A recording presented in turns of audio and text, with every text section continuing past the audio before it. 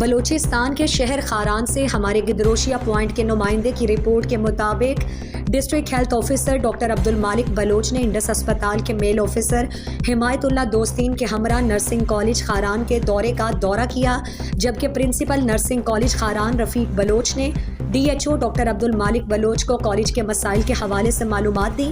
Doctor Abdul Malik Baloch نے college میں صفائی کی ناقص صورتحال، لائبریری اور لیب کی بندش پر شدید برہمی کا اظہار کرتے ہوئے کہا کہ نرسنگ کالج میں کسی قسم کی کوتاہی کو برداشت نہیں کیا جائے گا، کیونکہ اس کالج سے نہ صرف خاران بلکہ پورے رخشان ڈویژن کا مستقبل وابستہ ہے۔ انہوں نے ان تمام ڈاکٹرز کی کاوشوں کو سراہا جو رضاکارانہ طور پر نرسنگ اسٹوڈنٹس کو پڑھا رہے ہیں۔ کالج طالبات نے بھی کالج کے مسائل کے حوالے سے آگاہی فراہم کرتے ہوئے ٹیوٹر کی کمی، طالبات کو پک اینڈ ڈراپ کے لیے وین کی فراہمی، ہاسٹل کی سہولت، کینٹین کا قیام سمیت دوسرے مسائل کے حل کی درخواست کی۔ D H O doctor Abdul Malik Baloch نے کہا کہ نہ صرف نرسنگ کالج بلکہ خاران کے تمام علاقوں میں صحت کی سہولیات کے حوالے سے ترجیحی بنیادوں پر کام کرنے کی کوشش کریں گے۔ شہر بلکہ مختلف دور دراز علاقوں نارو، پتکن، کوٹان سمیت مختلف آر ایچ سی اور ڈسپینسری میں ہر ممکن سہولیات فراہم کرنے کی کوشش کریں گے اور M N C H S centre کو بھی فعال کریں گے۔